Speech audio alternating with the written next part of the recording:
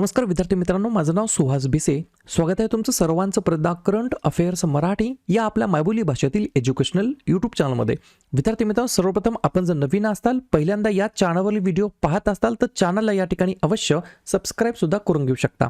ठीक आहे, चला तर मग आपण आजच्या व्हिडिओला सुरुवात करूया. बिलकुल या ठिकाणी टाइमपास नका करू, वही आणि पेन घेऊन लगेच बसा. आजचा जो काही आपण महत्त्वाचा मुद्दा घेतला त्या मुद्द्याचं नाव लगेच लिहून घ्या. केंद्रीय अर्थसंकल्प 2024-25 याच्यावरील महत्त्वाचे मुद्दे किंवा प्रश्न. 2024 मध्ये तुम्ही कोणत्याही परीक्षेची तयारी करा, सर्व परीक्षांसाठी आजचा टॉपिक अत्यंत महत्त्वाचा आहे. एकामागे एक आपण MCQ प्रश्न पाहणार आहोत. त्याच्यानंतर 87 ठळक काही या ठिकाणी मुद्दे आहेत, बातम्या आहेत, त्याच्यावरती आपण रिव्हिजन टाकणार आहोत. लिहून घ्या. प्रश्न क्रमांक पहिला काय आहे? नुकतेच संसदेमध्ये कोणाच्या द्वारे बजेट सादर करण्यात आलेले आहे? प्रश्न क्रमांक पहिल्याचं योग्य उत्तर आहे पर्याय क्रमांक डी, निर्मला सीतारामनजी यांच्या हस्ते या ठिकाणी यांच्याद्वारे बजेट सादर करण्यात आलेलं आहे. कधी? 23 जुलै 2024 ला सकाळी 11 वाजता. मला फक्त कमेंट करून सांगा, आजपर्यंत निर्मला सीतारामन यांनी टोटल किती बजेट सादर केलेले आहेत? दुसरा प्रश्न, अर्थमंत्री निर्मला सीतारामन यांनी याच्या अगोदरचा याच वर्षी जो काही अंतरिम अर्थसंकल्प सादर केला होता, इंटरिम बजेट सादर केलं होतं, तो केव्हा सादर केलेला होता? 2 नंबरच्या प्रश्नाचं योग्य उत्तर आहे पर्याय क्रमांक सी, 1 फेब्रुवारी 2024 रोजी सकाळी 11 वाजता या ठिकाणी अर्थमंत्री निर्मला सीतारामन यांनी या ठिकाणी अंतरिम अर्थसंकल्प सादर केलेला होता. जर तुम्हाला असं विचारलं 2024 मध्ये किती वेळा बजेट सादर करण्यात आलं, तर 2024 मध्ये 2 वेळेस या ठिकाणी बजेट सादर करण्यात आलं. लोकसभा निवडणुकीमुळे सरकार स्थापन झाल्याच्या नंतर एकदा आणि अगोदर एकदा. क्लिअर? पाहूया पुढचा प्रश्न. प्रश्न क्रमांक तिसरा महत्त्वाचा प्रश्न आहे. 2024च्या अर्थसंकल्पामध्ये कृषी आणि संबंधित क्षेत्रासाठी किती निधीची तरतूद करण्यात आलेली आहे? 3 नंबरच्या प्रश्नाचं योग्य उत्तर आहे पर्याय क्रमांक बी, 1.52 लाख कोटी रुपयाची या ठिकाणी तरतूद करण्यात आलेली आहे. कशासाठी? तर ॲग्रिकल्चर अँड अलाइंड ॲक्टिव्हिटीजसाठी, कृषी आणि त्याच्या संबंधित क्षेत्रासाठी या ठिकाणी जवळपास 1.5 लाख कोटीचा निधीचा या ठिकाणी काय केलेला आहे, तर तरतुदी करण्यात आलेल्या आहे. सगळ्यात जास्त हायेस्ट अलोकेशन कशाला देण्यात आलं आहे, तर डिफेन्स सेक्टरला. डिफेन्ससाठी किती देण्यात आलं आहे, तर जवळपास 4 या ठिकाणी काय म्हणता येईल 50 लाख कोटी याच्यापेक्षा जास्त देण्यात आला आहे.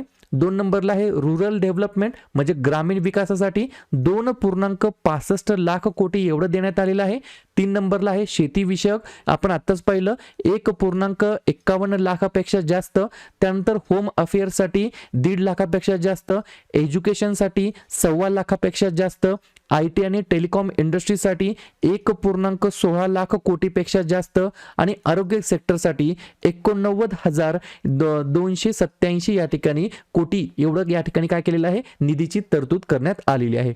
89,287 कोटी असं म्हटलं तरी काय हरकत नाही. क्लिअर? पाहूया पुढचा प्रश्न. प्रश्न क्रमांक 4 महत्त्वाचा आहे.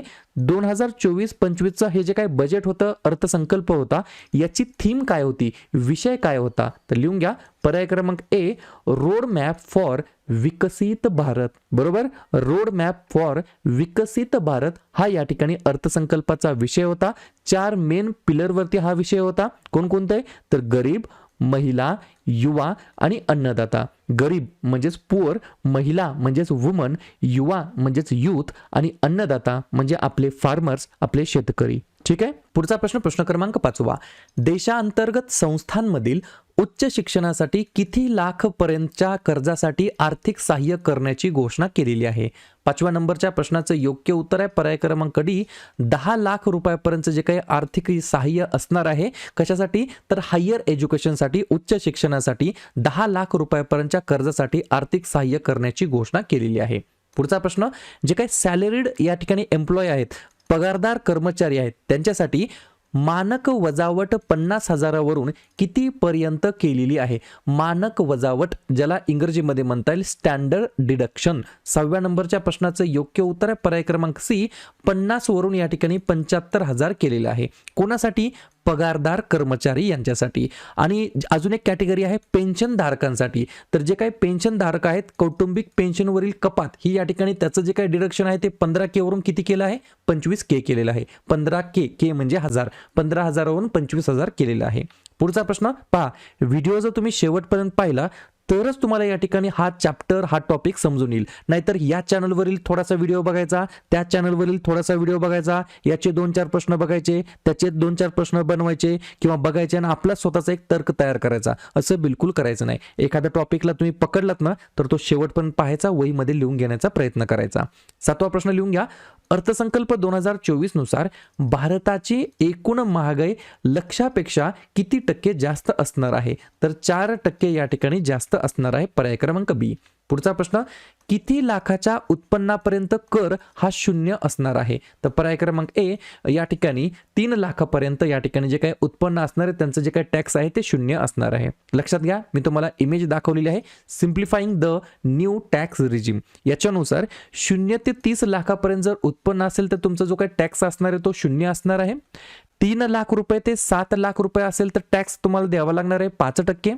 7 लाखापासून 10 लाख असेल तर 10%. 10 लाखापासून 12 लाखापर्यंत असेल तर 15%. 12 लाखापासून 15 लाखापर्यंत असणार असेल तर 20% आणि 15 लाखाच्या वरती असेल तर 30% मध्ये तुमचं या ठिकाणी स्लॅब येणार आहे. ठीक आहे. आता या ठिकाणी हे जे काही केंद्रीय अर्थसंकल्प आहे याच्यामधील वन लाइनर फॉर्मॅटमध्ये एकदा रिव्हिजन टाकणार आहोत. बजेट 2024 मध्ये कॅपिटल गेन टॅक्सच्या फेरबदलाचा प्रस्ताव आहे. सर्व आर्थिक मालमत्तेवर अल्प मुदतीचा नफा 20% असणार आहे. इतर सर्व मालमत्तेवर तो तसाच असणार आहे. दीर्घकालीन सर्व मालमत्तेवर 12.5% नफ्यावरती सूट देण्यात आलेली आहे आणि नफ्यावरती सूट ही वर्षातून 1.25 लाखापर्यंत असणार आहे. याचा काही अर्थ समजला? मी सांगतो. पहा, जर तुम्ही 12 महिन्याच्या अगोदर एखादं या ठिकाणी काय म्हणता येईल मालमत्ता विकली तर त्याच्यावरती 20% टॅक्स असणार आहे आणि 12 महिन्याच्या जास्त जर तुम्ही विकली तर त्याच्यावरती 12.5% टॅक्स तुम्हाला द्यावा लागणार आहे. ही गोष्ट आहे. त्यानंतर दुसरा लिहून घ्या. फायनान्शियल इयर 26 पर्यंत 4.5% खाली वित्तीय तूट गाठण्याचे उद्दिष्ट ठेवले आहे. मोबाईल फोन चार्जरवरील BCD 15% पर्यंत कमी केलेली आहे.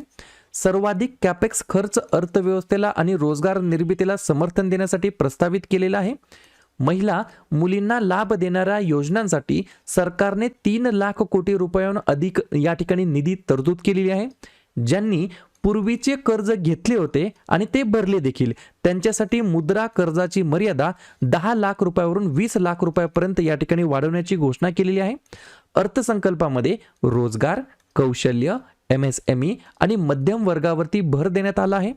पुढचा पॉइंट, भारतासाठी संधी निर्माण करण्यासाठी 9 वेगवेगळ्या या ठिकाणी प्राधान्यक्रमांचा पाठपुरावा करण्यासाठी या ठिकाणी रोड मॅप तयार केलेले आहेत. हे 9 कॅटेगरी कोणकोणते आहेत? तर कृषी, रोजगार, सर्वसमावेशक विकास, मॅन्युफॅक्चरिंग आणि सेवा, शहरी विकास, ऊर्जा, infrastructure, innovation, research and development आणि नेक्स्ट जनरेशन सुधारणा म्हटलं तरी काय हरकत नाही. पुढील काळासाठी सुधारणा. पुढचा पॉइंट, पुढील 5 वर्षांमध्ये युवक आणि कौशल्य विकासावरती 2 लाख कोटी खर्च केले जातील.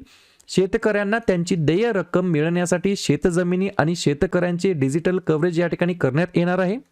80 कोटी लोकांना लाभ देणारी पंतप्रधान गरीब कल्याण अन्न योजना आणखी 5 वर्षासाठी या ठिकाणी एक्सटेंड करण्यात आली आहे.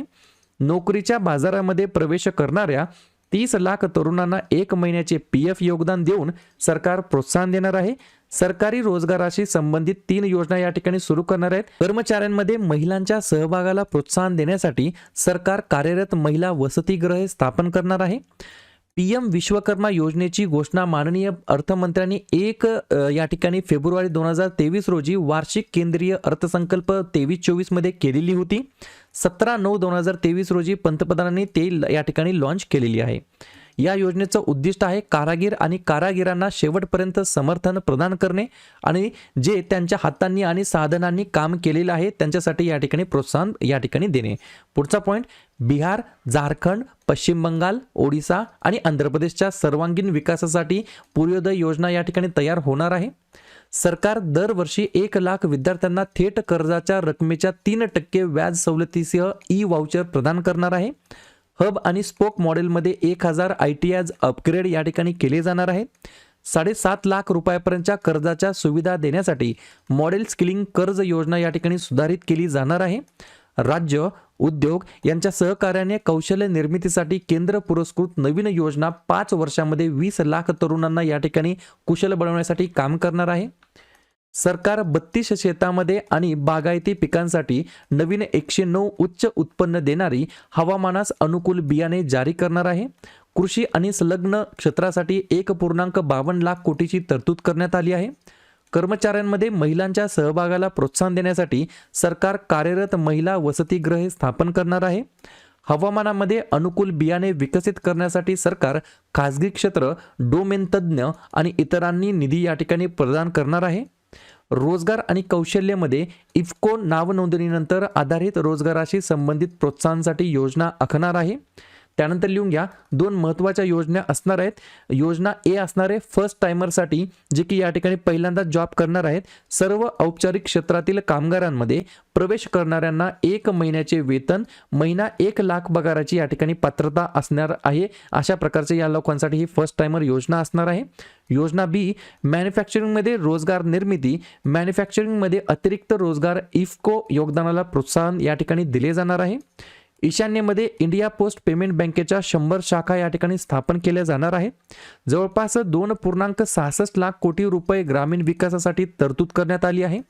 केंद्रीय अर्थसंकल्प 2024-25 मध्ये दरवर्षी 25,000 विद्यार्थ्यांना मदत करण्यासाठी मॉडेल स्किल लोन योजनेची सुधारत या ठिकाणी प्रस्तावित करण्यात आलेली आहे. देशांतर्गत संस्थांमधील उच्च शिक्षणासाठी 10 लाख रुपये कर्जाच्या रकमेच्या 3% वार्षिक व्याज सवलतीसह दरवर्षी 1 लाख रुपयापर्यंत या ठिकाणी विद्यार्थ्यांना थेट लाभ दिला जाणार आहे. अमृतसर कोलकाता इंडस्ट्रीयल कॉरिडॉरवरील गया या ठिकाणी औद्योगिक नोड विकसित केला जाणार आहे. अमृतसर कोलकाता इंडस्ट्रीयल कॉरिडॉरवरती या ठिकाणी गया या ठिकाणी औद्योगिक नोडच्या विकासाला पाठिंबा सुद्धा भेटणार आहे. ईशान्य प्रदेशामध्ये इंडिया पोस्ट पेमेंटच्या 100 पेक्षा जास्त शाखा उघडल्या जाणार आहेत. MSME क्लस्टरची सेवा देण्यासाठी सिडबी 24 नवीन शाखा उघडणार आहे. आदिवासी समुदायांची सामाजिक आर्थिक स्थिती सुधारण्यासाठी पंतप्रधान जनजाती उन्नत ग्राम अभियान सुरू केले जाणार आहे. ही योजना आदिवासी बहुसंख्य गावे आणि महत्त्वाकांक्षी जिल्ह्यातील आदिवासी कुटुंबासाठी संपृक्तता कव्हरेज स्वीकारणार आहे. महिला कामगार शक्ती सहभाग दर या ठिकाणी 2017-18 मध्ये जवळपास 23% वाढून तो आता या ठिकाणी 37% झालेला आहे. पंतप्रधान जनधन योजनेतील जवळपास 55.6% खाते या ठिकाणी महिलांकडे आहेत. 8.3 दशलक्ष बजेट गटांच्या निर्मितीसह 89 दशलक्ष महिलांचा दीनदयाल अंत्योदय योजनामध्ये या ठिकाणी समावेश करण्यात येणार आहे. PM मुद्रा योजना अंतर्गत स्टँडअप इंडिया अंतर्गत 68% महिलांना आणि 77.7% महिला ऑलरेडी लाभार्थ्यांना मंजूर करण्यात आलेली आहे. अणुऊर्जा हा ऊर्जेच्या गरजांचा महत्त्वाचा भाग असणार आहे. देशभरातील 1 कोटी शेतकऱ्यांना प्रमाणीकरण आणि ब्रँडिंगद्वारे समर्थित नैसर्गिक शेतीसाठी सुरुवात केली जाणार आहे. 10,000 गरजा आधारित जैव इनपुट संसाधन केंद्रे स्थापित केले जाणार आहेत. त्यानंतर कडधान्य आणि तेलबिया यांचे उत्पादन, साठवणूक आणि विपणन यामध्ये आत्मनिर्भरता प्राप्त करण्यात येणार आहे. कर्ज वसुली न्यायाधिकरण मजबूत केले जाणार आहेत आणि वसुलीला गती देण्यासाठी अतिरिक्त न्यायाधिकरण स्थापन केले जाणार आहे. 30 लाखांपेक्षा जास्त लोकसंख्या असलेल्या 14 मोठ्या शहरांमध्ये ट्रान्झिट ओरिएंटेड विकास योजना राबवण्यात येणार आहेत. 1 कोटी शहरी गरीब आणि मध्यमवर्गीय कुटुंबांना पंतप्रधान आवास योजना शहरी 2.0 अंतर्गत समाविष्ट केले जाणार आहे. निवडक शहरांमध्ये 100 साप्ताहिक हाट किंवा स्ट्रीट फूड हब योजना राबवण्यात येणार आहे. गुंतवणुकीसाठी तयार प्लग अँड प्ले औद्योगिक पार्क 100 शहरांमध्ये किंवा जवळपास शहरांमध्ये विकसित केले जाणार आहे. राष्ट्रीय औद्योगिक कॉरिडॉर विकास कार्यक्रमाअंतर्गत 12 औद्योगिक उद्याने मंजूर करण्यात येणार आहेत. PM सूर्य घर मुफ्त बिजली योजनेअंतर्गत 1.28 कोटींहून अधिक नोंदणी या ठिकाणी झालेली आहे. 14 लाख अर्ज ऑलरेडी या ठिकाणी प्राप्त सुद्धा करण्यात आलेले आहेत. एकूण ऊर्जा मिश्रणामध्ये विद्युत संचयन आणि नवीकरणीय ऊर्जेचे सुरळीत एकीकरण याच्यासाठी पंप्ड स्टोरेज धोरण या ठिकाणी आणले जाणार आहे. NTPC आणि भेल या दोघांच्यातील या ठिकाणी संयुक्त उपक्रम AUSG तंत्रज्ञानाचा वापर करून 800 मेगावॉटचा व्यावसायिक थर्मल प्लांट उभारण्यात येणार आहे. 24 तास ऊर्जा पुरवण्यासाठी पंप स्टोरेज प्रकल्पाला समर्थन देण्यात येणार आहे. अर्थमंत्री यांनी छतावरील सौर पॅनेलसाठी योजना जाहीर केली आहे. 1 कोटी कुटुंबांना दरमहा 300 युनिटपर्यंत वीज मोफत या ठिकाणी मिळणार आहे. ग्रामीण भागाच्या विकासासाठी भरीव रक्कम 2.66 लाख कोटींची तरतूद करण्यात आली आहे. पंतप्रधान आवास योजना शहरी 2.0 जी ग्रामीण 1 कोटी गरीब आणि मध्यमवर्गीय कुटुंबाच्या घरांचा या ठिकाणी गरजा पूर्ण करण्यात येणार आहेत. त्यानंतर बिहारमधील पिरपेंटी या ठिकाणी 2400 मेगावॉट वीज प्रकल्प उभारण्यासह ऊर्जा प्रकल्प 21,400 कोटी रुपये या ठिकाणी खर्चून हाती घेण्यात येणार आहे. लोकसंख्या वाढीमुळे पात्र झालेल्या 25 ग्रामीण वस्त्यांमध्ये सरकार PM ग्राम सडक योजनेचा चौथा टप्पा सुरू करणार आहे. सरकार पुढील 5 वर्षासाठी पायाभूत प्रकल्पासाठी भक्कम वित्तीय समर्थन कायम ठेवणार आहे. सरकार 60 वेगवेगळ्या क्लस्टर्समध्ये सूक्ष्म आणि लघु उद्योगांचे गुंतवणूक ग्रेड ऊर्जा ऑडिट सुलभ करणार आहे. त्यानंतर लिहून घ्या त्या ठिकाणी FMने पुढील 5 वर्षामध्ये शहरीकरणासाठी या ठिकाणी निधी अलॉट केलेला आहे. विष्णुपंत मंदिर कॉरिडॉर आणि महाबोधी मंदिर कॉरिडॉरचे जागतिक दर्जाचे तीर्थयात्री आणि पर्यटन स्थळ म्हणून या ठिकाणी रूपांतरण होणार आहे. नालंदा पर्यटन केंद्र म्हणून विकसित करण्यात येणार आहे. नालंदा विद्यापीठाचे पुनरुज्जीवन केले जाणार आहे. पुढील जनरेशन सुधारणा प्रस्ताव NPS वात्सल्य, ज्यामध्ये पालक मुलासाठी योगदान देऊ शकतात. मूल मोठे झाल्यावर नियमित NPS खात्यामध्ये समाविष्ट होणार आहे ही रक्कम. त्यानंतर या ठिकाणी गोष्टी लिहून घ्यायच्या आहेत. ग्रामीण आणि शहरी दोन्ही भागामध्ये जमीन प्रशासन, शहरी नियोजन, वापर आणि इमारत उपनियमांमध्ये सुधारणा करण्यात येणार आहे. त्यानंतर ग्रामीण भागातील सर्व जमिनींना unique land parcel identification number देण्यात येणार आहे. ग्रामीण भागामध्ये जमिनीची नोंद करण्यात येणार आहे. सर्वसमावेशक सामाजिक न्याय साध्य करण्यासाठी सर्व पात्र लोकांना शिक्षण, आरोग्य यासह विविध कार्यक्रमाद्वारे कव्हरेज करण्याचा जो काही संपृक्त दृष्टिकोन आहे त्याच्या क्षमतामध्ये सुधारणा करण्यात येणार आहे, त्यांना सक्षम करण्यात येणार आहे. त्याच्यानंतर या ठिकाणी लिहून घ्या, व्यावसायिक स्तरावर खाजगी क्षेत्र चालित संशोधन आणि नवकल्पना चालना देण्यासाठी 1,00,000 कोटीची वित्तपुरवठा करण्यात येणार आहे. अंतराळ अर्थव्यवस्थेसाठी सरकारने 1,000 कोटींचा व्हेंचर कॅपिटल फंड स्थापन करण्यासाठी मंजुरी दिली आहे. MSME मधील विविध तांत्रिक विषयांच्या विद्यार्थ्यांसाठी इंटर्नशिप देण्यात येणार आहे. विदेशी गुंतवणुकीसाठी भारतीय रुपयाचा वापर करून खाजगीकरणासाठी आळा आणण्यासाठी FDI आणि परदेशातील गुंतवणुकीचे नियम सोपे केले जाणार आहेत.